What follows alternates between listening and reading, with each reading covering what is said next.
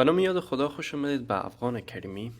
امروز میایم یک چیز را کاور میکنیم که در درس‌های لاراول کاور نکرده بودیم. اگر در درس‌های لاراول بیایم و درس 19 ما باز کنیم، اینجا در این قسمت ما بخش میلینگ لاراول کار کردیم که یک کانتکت پیج جور کردیم که یوزر میتونه وقتی که کانتکت پیج تمام چیزایش فیل کرد و وقتی که بتن سند کلیک کرد یک ایمیل به ما ارسال میکنه.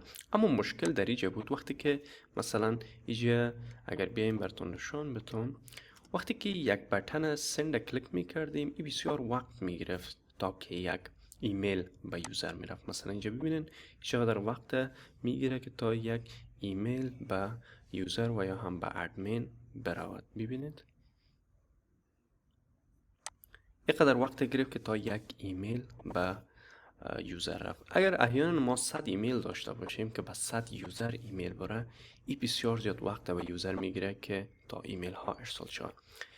این رقم سناریو را یک دوست ما بر ما روان کرده که وقتی که یک اپاینتمنت کرییت میکنه، میایم اینجا اپاینتمنت کرییت میکنیم که اپاینتمنت سناریوش قسم است که شفاخانه هست و مریض میاد یک اپاینتمنت کرییت میکنه و یا هم ادمین میاد یک اپاینتمنت کرییت میکنه. در این قسمت باید یک ایمیل همچنان به دکتر و به مریض یک ایمیل باید بره. وقتی که ما دیتا رو فیل میکنیم میایم اینجا یک ریزن ببینین اینجا وقتی که سابمیت میکنیم این بسیار وقت را میگیره تا که اینمی ایمیل های ما ارسال شوند. اینقدر وقت گرفت. اگر اینترنت ضعیف باشه از این قدم بیشتر وقت میگیره.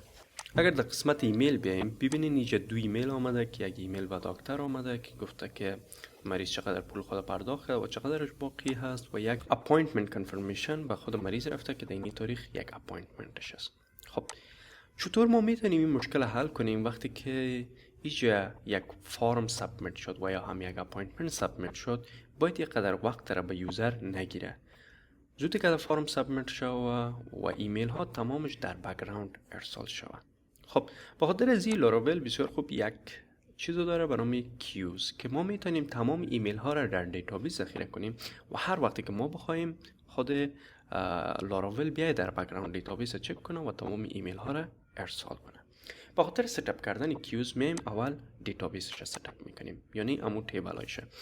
خب میم اول گفته که باید اینی قسمت وقتی که در داکومنتیشن لاراول آمدین و اینجا در درایور نوتس در قسمت دیتابیس انتخاب میکنین و میاین ای کامنت اول رن میکنین.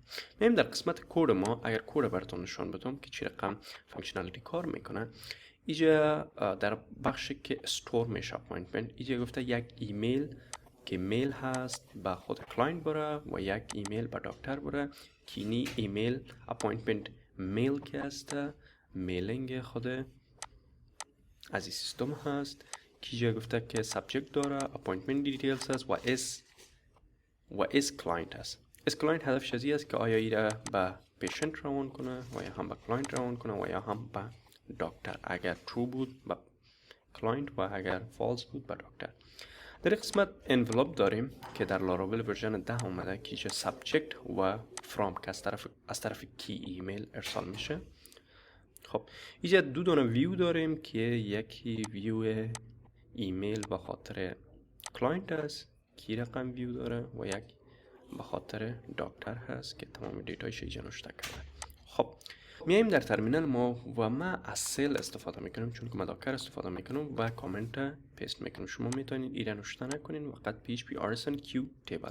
وقتی که ایره انتر کنین بر شما یک تیبل جابز جور میکنه. به این قسمت میبینیم در قسمت دیتابیس مایگریشن در اینجا به نام جابز یک تیبل جور کرد. بعد از میایم چی میکنیم؟ ایره مایگریت میکنیم. من نوشته میکنم سیل بعد از php rsn migrate. شما سیل نوشته نکنین فقط php rsn migrate. وقتی که migrate کردین شما بیاین در دیتابیس تان به نام جابز یک تیبل بر شما جور کرد. خب حالی کار کردیم، حالا باید برش بگیم که تمام ایمیل های ما را در دیتابیس ذخیره کنیم. به او خاطر میایم در داکومنتیشن و اینجا میگیم queue connection database که به خاطر queue connection ما از دیتابیس استفاده کنیم. درست ایره در .env فایل پیست میکنیم. خب این کارها را کردیم. بعد از او باید بگوییم که وقتی که ایمیل ما آمد اینمی ایمیل اپاینتمنت ما را چیکو در دیتابیس ذخیره کن. بخاطر از او باید ایجا برش به کلاس میلتان، هر قسمت میل، هر ایمیل را که شما میخواین که او کیو شو و در دیتابیس ذخیره شو، شما باید برش implement should queue ایره باید برش نوشته کنین implement should queue و همچنان use queuable برش بتین بیشترش داشته می باشه، اگر نبود خودتان نوشته کنین و ای از این کلاس و همچنان should queuable از این کلاس باید یوز شود. درست است؟ این کار کردیم. حالا میاییم میبینیم که خود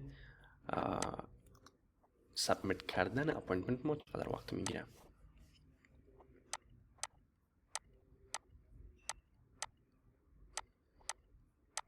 ما اینجا پیمنت هم برش میتونم که قدر پیمنت کرده، ادوانس پیمنتش است. بعد از او میگم به اینی روز و یک ریزن نوشته میکنم برش و ایره سابمیت میکنم. ببینین چقدر زود سابمیت شد.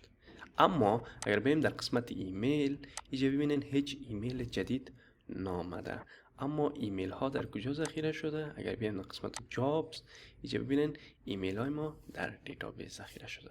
با این کار ما میتونیم که هیچ به یوزر یعنی دردسر ندیم که او منتظر باشه که تا ایمیل ها سند شود. ایمیل ها تمامش در دیتابیس آمد. خب حالی را چطور در بک‌گراند ما هندل کنیم که در بک‌گراند ایمیل ها سند شود؟ میایم اینجا از سرور کیو استفاده میکنیم. ما ترمینال کلیر میکنم، نوشته میکنم که سیل PHP، شما سیل نوشته نکنین، فقط PHP نوشته کنین، PHP artisan و بعد از میگم Q work. وقتی که انتر کنین ای چی میکنه؟ یک سرور رو ایجاد میکنه و امیر رقم رن میباشه. یا همیشه چی میکنه؟ میای دیتابیس ایجاد چک میکنه، اگر چیز ایجاد داشتیم که باید ارسال شه و او رو ارسال میکنه. ببین دو دانه بود، اردوش رنینگ دان یعنی هر دوش ارسال کرد و از اینجا تمامش پاک شد. اگر بریم در میلینگ ما حالا ببینیم اینجا چی شد که اونمون ایمیل ما آمد. این حال میایم دیگه چی میکنم؟ اپاینتمنت دیگه کرییت میکنم، شفاخانه انتخاب میکنم، دکتر انتخاب میکنم و روم انتخاب میکنم، تایم سلات، ادوانسش، سرویسش و بعد از اونجا یک دیت و اینجا یک ریزن و اینجا سابمیت.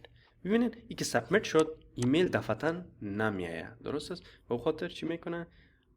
کیو ما آلریدی در رن هست در ترمینال، این میبینه دیتابیس و از اینجا چی میکنه؟ اونمون تیبل های ما را از اینجا دور کرد و آورد در خود این قسمت ایمیل های ما سند شد. خب اگر اینمی سرور ما استاپ کنم، این حال سرور کیو ما استاپ شد. درست است؟ کلیرش میکنم، سرور ما استاپ شد. اگر حال باز بیایم و اینجا یک اپوینتمنت کرییت کنم، اپوینتمنت کرییت کردم و ایره ست گرفتم و اینجا سابمیت و ایره یک ریزن غلط نوشته کردیم، خیره. حالا بیاین ببینین ایمیل های ما نامد و چیزهای ما یعنی ایمیل های ما آمده اینجا در دیتابیس ذخیره شده. باید همیشه اینمی کیو ما رن باشه، همیشه باید این رن باشه که همیشه بیاید چک کنه در بک‌گراند که اینمی دیتابیس در داخل دیتابیس آیا چیز هست که ارسال شده و یا هم نه. اگر حالی را رن کنیم باز ببینین این رن شد و آمد ایمیل های ما. خب حالا یه سوال ای است که من در ترمینال خود درست از مکسس دارم، همیشه میتونم میره رن کنم، اما در سرور این کار چطور کنم؟ در سرور خب من نمیتونم که همیشه بیایم میره رن داشته باشم همیشه. با خاطر از اینکه ما این مشکل حل کنیم میایم ایره کنترل استاپش میکنم. درست است؟ با خاطر از این لاراول اسکیجوالز داره. لاراول شما میتونید یک چیز اسکیجوال کنین که هر چند دقیقه بعد یک کاماند رن شود. مثلا یک کاماند هلو ورلد، من میگم هر 5 دقیقه بعد، هر 1 دقیقه بعد اینی کاماند رن کن. و به خاطر کیو هم ما برش میگیم که هر دقیقه بعد کیو رن کن، اینمی کاماند رن کن. اگر کیو در قسمت بود خب سند کن، اگر نبود هیچ، یعنی استاپش کن. به خاطر از این ما میاییم در اپ، در کنسول و در کرنل اینجا یک چیز داریم به نام اسکیجوال و یا هم شدیول هم میشه برش بگین. در این قسمت من اینی کاماند رو پیست میکنم. این در کامپیوتر شما نیست، من اینجا قبلا نوشتش کرده بودم، فقط کامندش کرده بودم، ان کامندش میکنم. اینجا گفتیم که اسکیجوال رن کو یک کاماند. کاماند چی هست؟ کیو ورک. یعنی کاماند کیو ورک. اگر بیایم اینجا نشونتون بدم، اینی کاماند ماست و اینی چیزایی که هسته یکیش پیش پی است، میگیم پیش پی استفاده کو و آرتیسن استفاده کو. آرتیسن در کجاست؟ این قسمت است و در داخل از اون اینی کاماند. شما ضرورت ندارین این چیزاش نوشته کنین، فقط کیو ورک، میگیم کیو ورک نوشته کن. و اینجا گفتیم stop when empty. اگر این خالی بود همون دقیقه ای را استاپ کن. ضرورت نیست که همیشه رن باشه، فقط وقت رن باشه که تاش دیتا بود. به او خاطر این فلگ stop when empty را برش میتیم و این را هر دقیقه چیکو رن کو، هر دقیقه ای را رن کو و without overlapping هدفش است که اگر اینجا ما بسیار زیاد کیو زیاد داشته باشم، فکر کنین 1000 دانه ایمیل اینجا کیو کردیم، این در 1 دقیقه خو 1000 ایمیل ارسال نمیشه، این بسیار وقت میگیره. این باز که میایه که باز اینمی کیو و ورک رن کنه، اما یک کیو ما در حال جریان است، به او خاطر این کرش میکنه، یعنی خراب میشه. به او خاطر برش میگم که تا وقتی که یک کیو استاپ نشده تو دیگه کیو استارت نکن. به او خاطر میگیم without overlapping، یعنی یکی بالای دیگه باید نبیایه. خب ایره که اینجا نوشته کردین، بعد از اون میایین در ترمینال و نوشته میکنین sell artisan، بعد از اون میگین schedule، بعد از اون میگین run. وقتی کالی را رن کنین درست است، این میبینه، اینه میره و بعد از اون میبینه که در این قسمت چیز داریم یا نداریم. اگر داشتیم رنش میکنه و اگر نداشتیم اتوماتیکلی چی میشه؟ استاپ میشه. خب حالا بیایم باز یک ترای میکنیم، میبینیم که چی رقم ای کار میده یا نمیده.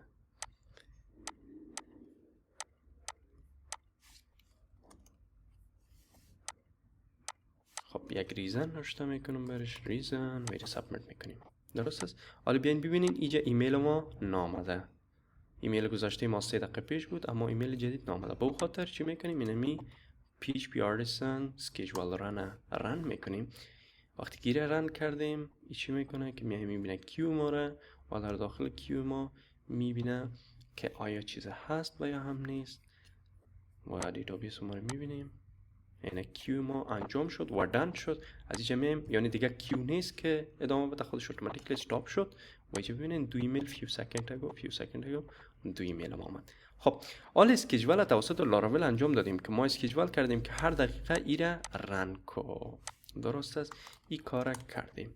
اینا در سرور چی میکنیم که فقط اینمی کاماند اسکیجول رن میکنیم. میم در خود سی پنل ما و اینجا نوشته میکنیم کرونز جاب. وقتی که کرونز جاب با شما آوردین در قسمت میگن که بر ما یک کاماند رن کو. این سرورهای مختلف تایم فریم های مختلف داره، از ما once per 5 minute، از شما شاید once per 1 minute هم داشته باشه. خب ما این انتخاب میکنیم. بعد از اون میگیم که کدام کاماند رن کنه. ما میخوایم اینی artisan schedule رن هر 5 دقیقه بعد رن کنیم اتوماتیکلی.